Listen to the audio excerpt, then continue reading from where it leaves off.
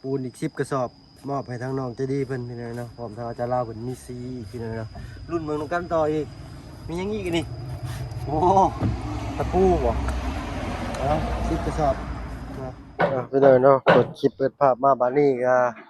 ฮอดขั้นตอนปรับเนื้อที่ด้านล่างพี่น้องเนาะหรือว่าพื้นใต้ถุนบ้านเพิ่นสิขุดลงอีกเด้อเนาะขุดลงอีก10 เซนเบิ่ง1.7 1.70 เซนยังสิขุดลงอีกบ่อ้ายนี่หรือว่าเอาอ๋อห้องคืออีกเลย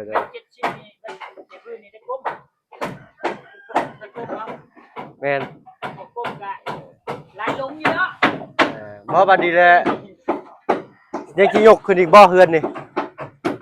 บ่ยังสิได้ยกขึ้นอีกบ่เฮือนนี่บ่ได้ยกแล้วทางเพิ่นว่าอยากให้มันสูงขึ้นกว่านี้อีกเพิ่นอยากได้จัก1.8 1.9 เพิ่นว่าเอาก็ตามแบบตามทรงอะไรพี่น้อยเนาะเอาใช้น้องจะดีมานี่มาเบิ่งอยู่นี่สูงเลยบ่สูงเลยบ่มายืนมึงอยู่สูงแล้วโอ้ยเฮงบ่ถึงบาทนี่ก็สมมาประกวนพี่น้อยเนาะเรือนการบ้านช่องซำนี้เนาะสวัสดีน้องใจดีเพิ่นมื้อนี้เนาะอ้ายว่าสิเดินทางกลับบ้านอ้ายสั่งปูนมาให้เจ้าอีกพอดีเลยทางอ้ายสร้างเพิ่นก็ยังอยู่แบกเข้ามาไว้ตารางนี่ก็ได้น้อยเนาะพอน้องปูนาเนาะ10 กระสอบพี่น้อยเนาะอยู่พุ่น10 กระสอบได้เด้ออีเจนั่นกับหินทรายถ้าว่าได้ก็อยากว่านอยากให้เอาปูนบ่ทันมารวมไว้บ่อนเดียวนะจันฝนมันตกเนาะถ้าว่าว่างๆมื้อวานมื้อก่อนนั่นทางสายส่งเพิ่นมาส่งเด้อคนน้อยบ่มีไผมีแต่นาบ่าวว่าสิมื้อยามค่ำจักหน่อยเนาะมีเรื่องกวนใจอีกแล้วมื้อนี้พี่น้อยเนาะทางลูกสาวก็ได้แพ้อีกแพ้หนึ่งเนาะ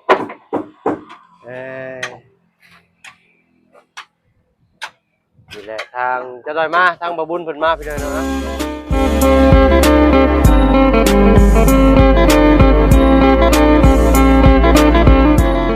ทายเด้อพี่น้องเด้อเนาะกับทักทายสบายดีอีกเช่นเคยเนาะพอกันยามบ่ายๆหน่อยนึงพี่น้อยเนาะถ้าว่าเพิ่นว่าสิกลับบ้านมื้อนี้พี่น้อยเนาะแต่จักสิฮอดจักโมงหรือใดก็ตื่นกันตื่นอีกเนาะโอ้ทางนี้ก็ได้ปรับดินออกอีกคักเลยนี่คันมีดินเจือนลงไปอีกนี่แต่ว่ามีฮอดต้นมักกะทินนี่แฮงงามเลย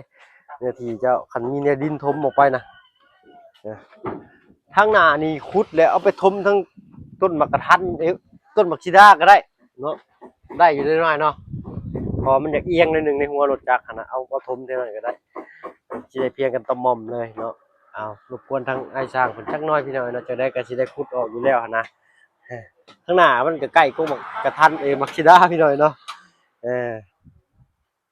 จะน้อยปูนมาหาไม้มาเตรียมไว้ท่าโลดล่ะใช่โนไม้อันว่าแดงๆนะเดี๋ยวไปเอามาไปเห็นบ่ฮะในห่มกล้วยนะแม่นไปหามามากระบาไปเจอไว้ใช้เอาไว้ใช้ปูนไว้ใช้อันนี้ขุดแล้วหรือเปล่าเอาไว้ห่มพุ่นโอ้หาแนวมาปกกันเนาะไปหามคนละส่วนน่ะนี่หามาสุดนะ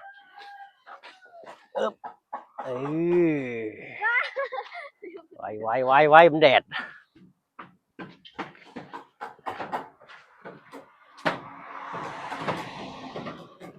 อันนี้หรือบ่อยวางใครอีกอ่ะนี่แหละมันยึดน้ำเลยนี่ฝนตกกับบุเป็นยังดอกห้องขึ้นเลยกะเจ้าคาราบาบอยู่แล้วผ่าบัตรตัวเก่าเลยเอาปูนใหม่มาวางลงหรือก็เอาปูนเก่ามาทับขึ้นทางไอ้ช่างประเทศแล้วเลยเจ้าก็เตรียมผ่าบัตรมาไว้บกไว้ได้หลายเลยอยากได้มันสูงขึ้นกว่านี้เด้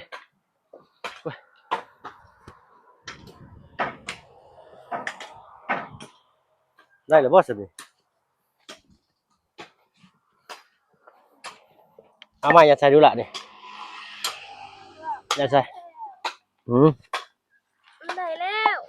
บ้าคนตกเปียกเลยเอามันบกคักเลยบอกคนเด้อ ไปเบิ่งดูบ่ตูนได้ยังมาให้บ่ตูนเราได้ยังมาให้ไปเบิ่งอยู่อ๋อเพิ่นเอาอุปกรณ์มาให้สร้างพี่น้อยเนาะใบประตูกำลังเข้าใบพี่น้อยเนาะทางอาจารย์ลาวกำลังนำสีบานสีใบประตูแล้วก็วงกบประตูขอบวงกบพี่น้อยเนาะโอ้ไม่แบบแน่นในบ้านน้องเพิ่นนี่พี่น้อยเนาะเป็นไรขึ้นไปเบิ่งเพิ่นติดบานประตูงามบ่งามเนาะทั้งระเบาบ่ขึ้นไปดอกระเบาขึ้นไปไม้มันแตกพี่น้อยเนาะเสียงเคาะมันแห้งไม้มันแตกกันว่ามันแสบหูทางประตูมันขึ้นไปเบิ่งเนาะทางประตูไปได้ชื่อยังไงมาให้ที่นี่กะระยางอยู่มีบานประตูบ่บานพับพี่น้อยเนาะแล้วก็เนี่ยจับอย่างนั้นล่ะกรประตูคนบอกนะก่อนหลอกน้ำระยางนะทั้งเช้ายังก็ปูนอยู่เด้อ10 กระสอบคือระเบาเบ้าชื่อได้บ่ให้เราบุญเพิ่นจอดรถที่นี่เด้อและเอิ้นช่างเพิ่นมาเปล่าให้ไปนะช่างได้ให้ช่างเป็นคนละกระสอบให้จอดรถนี่แม่นเอาได้เข้าใจให้บาบุญจอดรถอยู่นี้บาบุญเพิ่นสิจอดรถอยู่นี่แหละว่านช่างเพิ่นมันย่อคนละกระสอบก็ได้แล้วแล้วมาวางไว้บนนี้แล้วก็มียังอีกตะบ่าวบอกนะเอาผ้ามาปิดไว้เด้อไปเลยเด้อให้เพิ่นให้ช่างเพิ่นย่อตัวเก่ามาไว้นำแล้วก็เอาผ้าบัดมาปิดไว้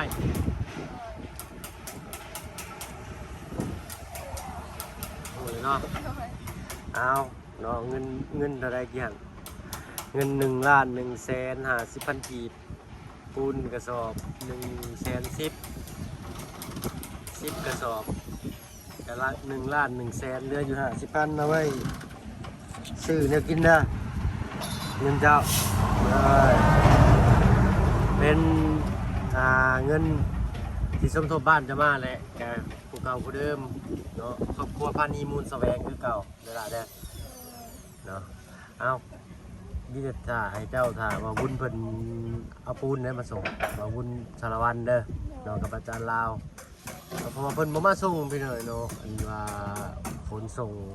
งานเพิ่นก็ได้มันเป็นเจ้าพาขโมกขอบใจอันครอบครัวพานีมูลแสวงจริงๆบ่โอเคเนาะขอบคุณพอมึงเพราะมันเนี่ยครอบครัวพานีมูลแสวง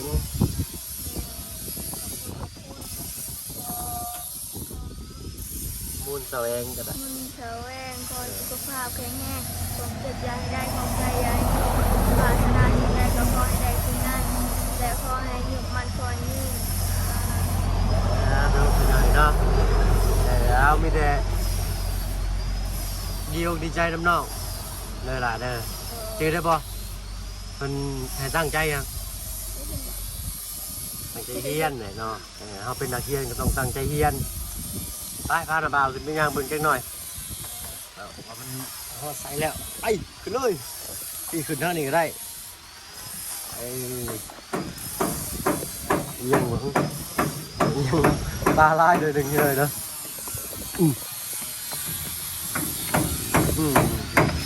เมื่อนี้ขึ้นมา2 รอบแล้วพี่น้อยเนาะโอ้เป็นประดิษฐ์อันนี้เข้าแบบครับตอกบ้านพับข้างแน่เนาะหากเห็นเพิ่นนี่แหละปกติเป็นสิใส่คนจับเห็นทางสร้างเพิ่นนี่คือว่าคักแล้วโอเคเลยพี่น้อยนะบ่ต้องยากคนจับหน่อยเนาะ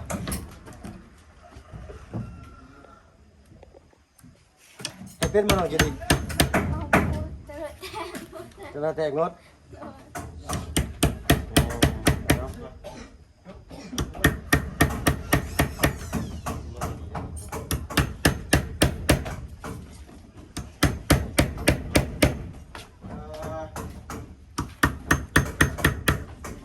นายพอตรงปูนเอาจังหมดจืดแล้วคือใส่ปิดขักแค่ดอกขี้ฝุ่นมันลายอันว่านี้จะหน่อยจะมีปูนมาส่งชิปกระสอบได้เด้อ วานนี่เด้อไอเด้อเนาะเอาวางอย่างนั้นก็ได้ให้บ่าวบุญเพิ่นเอามาหลุดจอดนี่เนาะแต่บ่มันจะบ่ได้เป็นยู่มาไกลนะพี่น้อยเนาะผู้เพิ่นบ่อนยู่ทรายผู้ใดเนาะเอามาลงนี่เพอเพิ่นสิเทพื้น10 สอบได้เด้อ10 สอบเป็นปูนแดงไปเลยสำหรับเทพื้นพี่น้อยเนาะสำหรับโครงสร้างถ้าก็อยากว่านให้เอาตัวเก่าพนันไม่ได้นะอันตัวเก่าปูน10 สอบนี่หันอายุมาขับใช้กันนายได้บ่เอาปูนตัวนั้นมาขับใช้กันนี่นะเอาปูนใหม่ลงก่อนแล้วก็เอาปูนตัวเก่ามาใส่นี่หน่อยเนาะอยู่จะเข็นอะไรบ่จะได้กระสิเทอยู่ในพื้นตารางอยู่แล้วนะเนาะมันจะใกล้นั่นนะเอามาปูนพื้นยังบ่มากเลยเนาะ ชัดชอบเลย 10อ้ายถ้ามันปูนซาวกระสอบปูนแดงหน่อยตาย2ยิง3ไปเลยเนาะถ้าเอากระสิกลับก่อนเครื่องฮักขี้มาบอกแคนนะเอา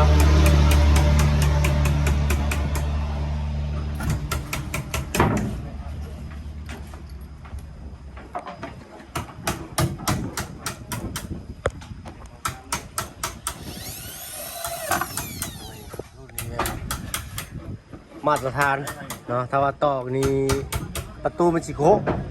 ยิงเอาใครแน่จวดรถ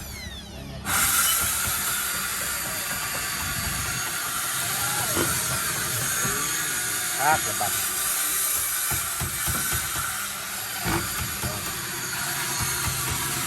อันนี้ยังไม่ได้ตอกบ่ตอกเลยเนาะยังกบมาบ่เนี่ยเอากบมากบออกผ้านี่เลยบ่อยเอาเลยแค่มือ โดยเอาอันจินเจียใบคัดลูกเอาไปเลยเนาะเอากบมันจะกินเลิกได้เนาะแม่มันไปเลยเนาะเอาใบคัดมันจะออกเป็นน้อยมันก็ดีเน้นหนาหักมันโมตกล่องกันไปนี่ย่อมหาประทางแหล่ผลทีมงานตัวนี้คือโค้งไม้นี่แน่นครับก็ดีเลยเนาะ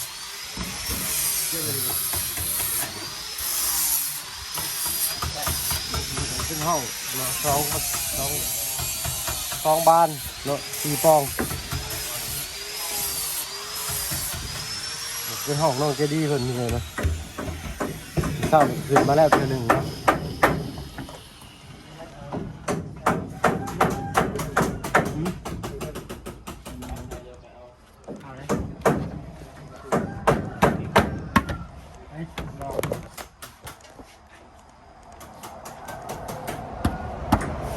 แน่นแล้วก็สร้าง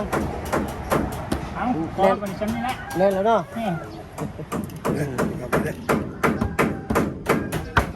โอเค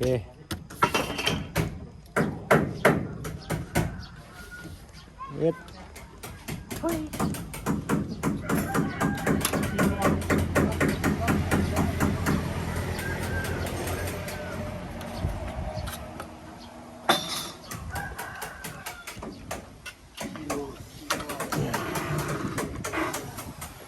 พอแห้งสั่งแหล่เป็นนี้แหละอันในเป็นยกปูนลงให้12เราสั่งแหล่เด้อ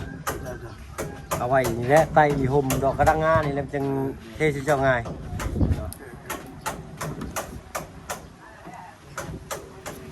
เพิ่นบ่มาส่งมื้อนี้เพิ่นขึ้นทางเมืองน้องเพิ่นว่าก็เลยให้รถบ่าวบุญไปเอามาให้เนาะก็สิอยู่ทันเพิ่นหรือบ่พี่น้อยเนาะ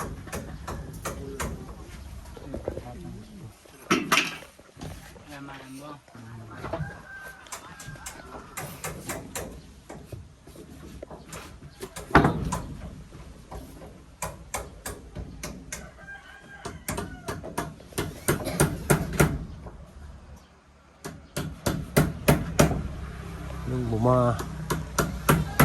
บ่มีแต่ว่าบ่เพิ่นสิกลับโกนได้เลยนี่เนาะเอาเดี๋ยวเนาะก็เป็นเวลา3 โมงเลยทางบ่เพิ่นก็สิขอตัวล่ำลาเดินทางกลับสิก่อนพี่น้อยเนาะขี่รถจักรกลับใช้เวลาหลายอยู่เนาะ2-3 ชั่วโมงพุ่นละพี่น้อยเนาะอันช่างแร่วานนำนี่เด้อปูน10 สอบท้ายรถบ่าวบุญสารวัตรโดยให้เพิ่นจอดนี่แล้วก็เอามาไว้นี่ก็ได้เนาะคอก็หักกองกัน เลยพะยางอยู่พุ่นกันว่าอันนั้นก็เอาตัวนั้นมารวมด้วยกันเด้อน้องใจดีเด้อแต่ว่าสิกลับก่อนเนาะเพราะว่าเส้นทางยังอีกยาวไกลเนาะยันฟ้ายันฝนฟ้าลมฝนตกพี่น้อยเนาะเอาเงินหมดคำสู่แหละกลับเมื่อก่อนเลยเนาะยิ้มแต่กว่านี่มันจะปั้นสิให้เอ้ย ทีมงานก็อยู่ยังอยู่อีกหลายคนอยู่เนาะรอบหน้านะว่าสิขึ้นมาใหม่พุ่นแหละวันที่10ปลายพุ่นแหละเนาะ วันที่ยังนะวันที่18พุ่น แม่นที่6 7 8 9 10โอ้อีกครึ่งเท่าว่าพี่น้องเอ้าเมื่อมันนี่มื้ออื่นมาสิเมื่อหยังกันน่ะเอ้าเนาะ อื่นก็ได้ เว้ยเอานี่เพชรระบาวเลยบ่แต่ว่านั่นแหละถ่ายรูปส่งเลยระบาวเบิ่งก็ได้เอาบ่ยากดอกสร้างเพิ่นนับนำอยู่10สอบคือว่าแล้วพี่น้องเนาะบ่บุญคนเอามาบ่เป็นคนส่งเพิ่นเอามาเนาะกันบ่พอกันสิอันนั้นแหละแต่10สอบคือเก่าแหละเด้อพอดีเป็น20กว่าสอบเนาะเหลือ50,000ให้น้องแล้วยอดเงินนำระบาวก็พอดีเบิดพอดีนั่นล่ะเด้อถ้าว่าระบาวมีมาอีกระบาวสิมาแจ้งอีกเด้อเนาะเรื่องของน้ำของในเอาไว้ทีหลังก่อนเนาะขึ้นเรือนขึ้นศาลแล้วสิก่อนช่วงนี้ก็อดเอาเข้าป่าสิก่อนนั่นล่ะเนาะแล่นเข้าป่าหรือว่าแล่นไปใส่น้ำตัวนั้นก็ได้เด้อเอาเข้าน้ำตัวนั้นก็ได้หรือนี่ใกล้ๆบ้านน้องบ้านชาวลานี่ก็ได้เด้อ เขา บ่เคยเข้าไปแล้วมันรู้สึกมันบ่สบายบ่เนาะเอาบ่ติน้องมาแล้วพี่น้อยเนาะก็มีแต่สำนั้นแหละทางน้าบ่าวขอตัวลำลาก่อนพอกันรอบหน้ารอบนี้น้าบ่าวเมื่อก่อนไปละสบายดีจ้าเอาฝากน้ำเด้อสั่งเด้อไปก่อนจะดีมีแรงไปทุกคนสามารถมาชมช่อง YouTube บ่เบิ่งเคยหลายคือเก่าพอกันโอกาสหน้าพี่น้อยเนาะโอกาสนี้ขอตัวลำลาก่อนพี่น้อยเนาะมาเบิ่งลูกสาวก่อนคือรู้สึกว่าตกเปโอ้ยพี่น้อยเนาะมันสิบ่ม่วนในใจหั่นน่ะไปละพี่น้องสบายดีจ้า